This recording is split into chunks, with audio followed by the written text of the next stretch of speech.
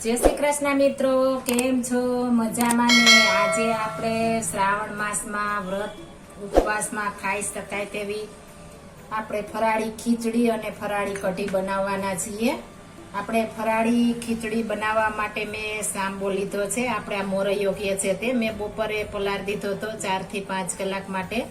જો તમારી પાસે ટાઈમ ન હોય, તાત્કાલિક બનાવવો હોય તો પણ બની શકે છે। તો આપણે ધોઈને પરબારો આપણે બનાવી શકીએ છીએ। મેં 4-5 પાણી એકદમ સાફ કરી ધોઈને પછી મેં પલાળ્યો હતો અને આપણે 1 કપ લીધો છે મોરૈયો અને અડધો કપ મેં સિંગ દાણા બાફી લીધા છે, બાફી નાખ્યા છે। આપણે જો ટાઈમ ન હોય તો કાચા પણ નાખી શકીએ છીએ, પણ મેં બાફી નાખ્યા છે અડધો કપ।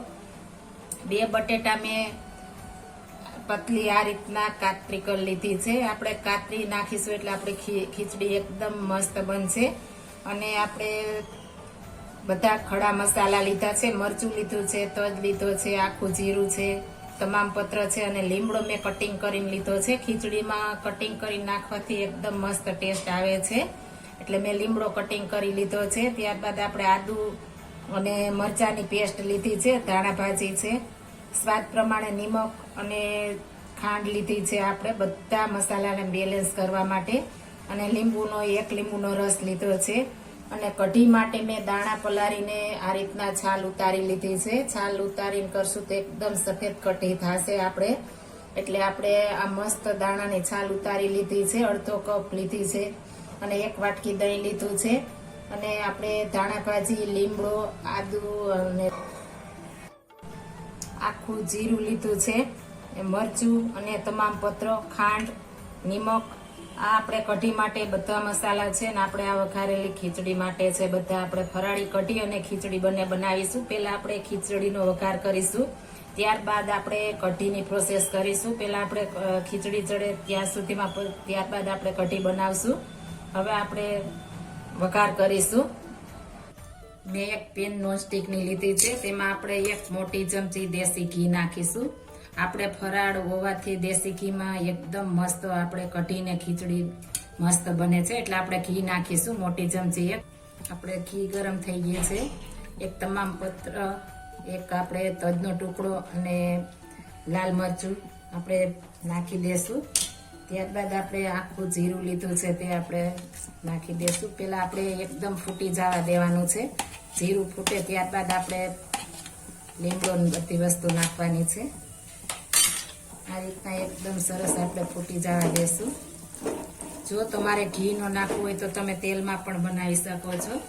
તો આપણે સિંગ તેલ લેવાનું છે। આપણે જો ઘીમાં બનાવીએ તો આપણે ઘીમાં, નહીતર આપણે સિંગ તેલ લેશું। હવે આપણે જે લીમડો લીધો છે તે લીમડાના પત્તા નાખી દેશું અને આદુ લસણની પેસ્ટ નાખી દેશું।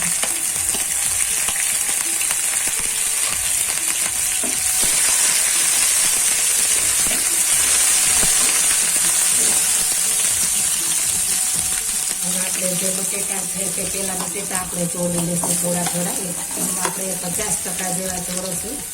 ત્યારબાદ આપણે મોરૈયો નાખવાનો છે, એટલે આપણે બટેટું કાચું ના રહીએ। આપણે મોરૈયો ફટાફટ ચડી જાય છે અને બટેટાને વાર લાગે છે, એટલે આપણે બટેટું થોડું આપણે 50% જેવું ચોળી લઈશું। આપણે બટેટા 50% જેવા ચડી ગયા છે। હવે આપણે તેમાં હળદર નાખીશું, અડધી ચમચી મેં હળદર નાખી છે ને 1 ચમચી આપણે ધાણા જીરું પાવડર નાખીશું। આપણે ફરાળી હોવાથી બીજા મસાલા નહીં નાખીએ, આપણે આ રીતના એકદમ સરસ મિક્સ કરી લેશું। હવે આપણે જે મોરૈયો લીધો છે તે આપણે અંદર ઉમેરી દેશું।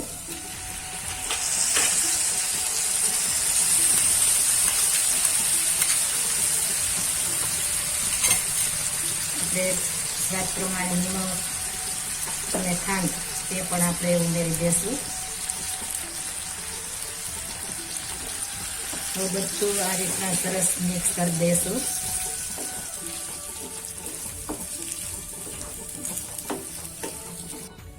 આપણે સરસ મસ્ત મિક્સ થઈ ગયું છે। હવે આપણે એમાં પાણી ઉમેરી દેશું, 2 કપ આપણે પાણી ઉમેરીશું।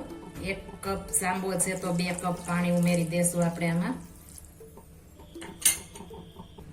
આપણે સાંબો પાણી વધારે ઓબ્ઝર્વ કરે છે એટલે આપણે પાણી વધારે નાખવું જોશે, એટલે એકદમ મસ્ત આપણે દાણાદાર ખીચડી મસ્ત બનશે. હવે આને આપણે ઢાંકીને 5 મિનિટ માટે ચડવા દેશું. મીડિયમ ગેસ ઉપર રાખીશું, ફૂલ એને નથી રાખવાનું, આપણે મીડિયમ ગેસ ઉપર રાખીશું અને ગેસની ફ્લેમ થોડી વધારી દેશું. હવે આપણે એમાં દાણા પણ ઉમેરી દેશું, સિંગ દાણા જે લીધા છે તે. એટલે આપણે કાચા તો જરા પણ નથી, પણ આપણે મસાલાની બધી ફ્લેવર દાણામાં બેસી જાય એટલે આપણે આરે મિક્સ કરી દેશું આ રીતના. હવે આપણે કઢીની પ્રોસેસ કરીશું. આપણે મિક્સર જારમાં સિંગ દાણા નાખી દઈશું, આપણે કોતળા ઉતાર્યા છે તે. ત્યારબાદ આપણે લીમડો પણ તેમાં જ ઉમેરી દેવાનો છે ને આદુ લસણની પેસ્ટ પણ આપણે તેમાં ઉમેરી દઈશું, એટલે એકદમ સરસ આપણે ફ્લેવર બેસી જાય. આપણે દહીં લીધું છે તે આપણે એકદમ ઘાટું દહીં લેવાનું છે એટલે આપણે કઢી એકદમ મસ્ત બને. ત્યારબાદ આપણે જે ખાંડ લીધી છે તે નાખી દઈશું, સ્વાદ પ્રમાણે નિમક નાખી દઈશું અને આપણે અડધું કેળું મેં લીધું છે. આ કેળાથી એકદમ ફરાળી કઢી મસ્ત બનશે. આપણે નાના નાના ટુકડા કરીને આપણે તેમાં ઉમેરી દઈશું. આપણે આમાં પાણી પહેલાં નથી નાખવાનું, જો તમારે એમ લાગે ક્રશ નથી થતું તો 3 થી 4 ચમચી પાણી નાખીને આપણે કરશું. પહેલાં આપણે આમણમ જ કરવાનું, ત્યારબાદ આપણે પાણી નાખીને પાછું ક્રશ કરીશું. તો આપણે થોડું લીંબુ નાખશું, 1 ચમચી જેટલું, એટલે ખાટી મીઠી ચટણી આપણે કઢી આપણે ફરાળી એકદમ મસ્ત ખાવાની મજા આવે. હવે આપણે આને ક્રશ કરી લેશું, એકદમ સરસ આપણે પેસ્ટ બનાવી લેવાની છે. આપણે મસ્ત આ રીતના પેસ્ટ તૈયાર થઈ ગઈ છે. આપણે આ રીતના આપણે એકદમ મસ્ત ક્રશ કરી લેવાનું છે. આપણે દાણો નથી રહેવા દેવાનો, આ રીતના આપણે એકદમ સોફ્ટ કરી લેવાની છે. આમાં મેં મોટી 4 ચમચી પાણીની જરૂર પડી હતી નાખ્યું હતું. આપણે પાણી તો ઉમેરવાનું જ છે, પણ આપણે વઘાર કર્યા પછી આપણે જો પાણી ઉમેરીશું તો આપણી એકદમ સ્વાદિષ્ટ કઢી બનશે. હવે આપણે ખીચડી જોઈ લઈએ આપણી તૈયાર થઈ કે નહીં. મસ્ત એકદમ સરસ મસ્ત આપણે ખીચડી તૈયાર થઈ ગઈ છે, એકદમ છૂટો દાણો દાણો એકદમ. હવે આપણે ગેસની ફ્લેમ બંધ કરી દેશું.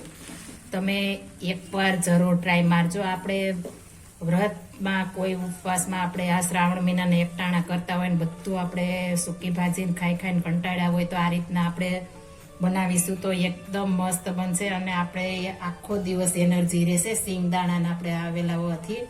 હવે આપણે એમાં લીંબુ ઉમેરી દેશું. આપણે લીંબુ છેલ્લે ઉમેરવાનું છે, ત્યારબાદ આપણે ધાણા ભાજી ઉમેરી દેશું. હવે આ બધું આપણે મિક્સ કરી દેશું. તમે જોઈ શકો છો એકદમ મસ્ત અને એકદમ સરસ કલર પણ એટલો મસ્ત આવ્યો છે અને સુગંધ પણ એટલી મસ્ત આવે છે. આપણે ઘીમાં વઘારીશું એટલે આપણે એકદમ મસ્ત ખીચડી બનશે આપણે વઘારેલી. આ રીતના આપણે બનીને તૈયાર થઈ ગયું છે. હવે આને ઢાંકીને આપણે સાઈડમાં મૂકી દેશું ને આપણે કઢીનો વઘાર કરીશું. આપણે જાડા તળિયાવાળું કોઈ પણ વાસણ લેવાનું છે. આપણે 1 મોટી ચમચી ઘી ઉમેરી દેશું. આપણું ઘરનું દેશી ઘી નાખવાનું છે એટલે એકદમ મસ્ત બને. જો તમારે તેલમાં બનાવ્યું હોય તો તેલમાં પણ બનાવી શકો છો. ઘી મેલ્ટ થઈ જાય ત્યારબાદ આપણે મસાલા નાખવાના છે. ગેસની ફ્લેમ વધારી દેશું. આપણે સૂકું મરચું લીધું છે તે, તજના 2 ટુકડા, 2 તમામ પત્ર અને જીરું આપણે વઘારમાં નાખી દેશું.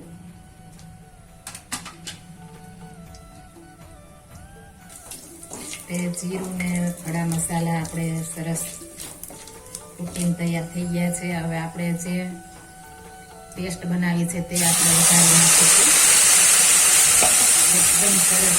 અને આપણે આ કઢી આપણે વ્હાઈટ બનાવવાની છે એટલે 2 કોમ્બિનેશન હશે તે એકદમ મસ્ત લાગશે. હવે આપણે જે મિક્સર જારમાં આપણે ક્રશ કર્યું હતું તે આપણે તેમાં પાણી નાખીને આપણે કઢીમાં નાખી દઈશું એટલે આપણે એમાંથી તે વેસ્ટ ન જાય. આ રીતના આપણે એકદમ સરસ મિક્સ કરી લેવાનું છે. તમારે આપણે જેટલી ઘાટી ખાવી હોય એ પ્રમાણે સિંગદાણા અને કેળું વધારે કેળું પસંદ હોય તો તમે કેળું વધારે ઉમેરી શકો છો. એકદમ મસ્ત અને ફ્લેવરફુલ આપણી કઢી તૈયાર થઈ જશે. મારે આ 1 કપ ખીચડીમાં 5 જણા અમે જમી લેશું એટલી ખીચડી આપણે બને છે. સિંગદાણા ને બધું આવે છે અને આપણે અડધા કપમાં સિંગદાણામાં 5 જણા કઢી થઈ જશે.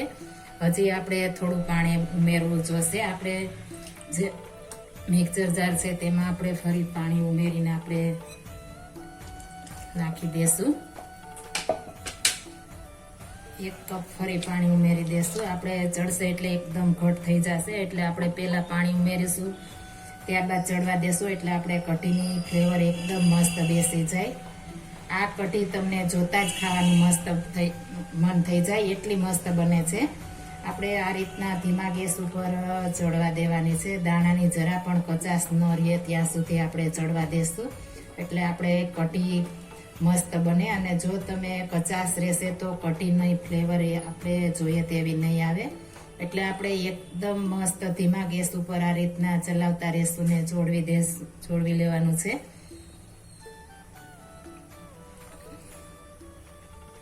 આપણે ધાણા જીરું પાવડર ઉમેરીશું. આમાં આપણે ફરાળી હોવાથી આપણે રાઈ નથી નાખવાની. જો તમારે ફરાળ માટે ન કરવી હોય તો તમે રાઈનો પણ વઘાર કરી શકો છો. તો આપણે રનિંગમાં કઢી કરવી હોય તો એ આપણે ખાઈ શકીએ છીએ. વ્રત ન હોય તો પણ આ કાઢી ખાઈ શકીએ એટલી મસ્ત બને છે. આ રીતના આપણે એકદમ મસ્ત ચડવા દેવાની છે.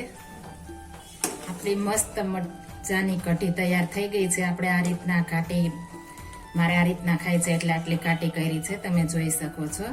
તમે જો આથી વધારે ઘાટી ખાતા હો તો આપણે સિંગદાણા થોડા વધારે ઉમેરી દેવાના છે. કેળું ન બને. હવે આપણે કઢી મસ્ત મજાની તૈયાર થઈ ગઈ છે. હવે આપણે ગેસની ફ્લેમ બંધ કરી દઈશું અને સર્વિંગ કરશું. તો તૈયાર છે આપણી ફરાળી કઢી અને ખીચડી. આપણે જો આ તમારે રનિંગમાં આપણે વ્રતમાં ન ખાવી તો આ ખીચડીમાં તમે લસણ અને ડુંગળી વડે પણ વઘાર કરી શકો છો તો પણ એટલી મસ્ત બને છે. આપણે આ ફરાળી કઢી સાથે ખીચડી એકદમ મજા આવે છે. જો આ મારી રેસીપી પસંદ આવી હોય તો મારી ચેનલ લાઈક, શેર અને સબસ્ક્રાઇબ કરી દેજો. ફરી મળીશું નવી રેસીપી લઈને. જય શ્રી કૃષ્ણ.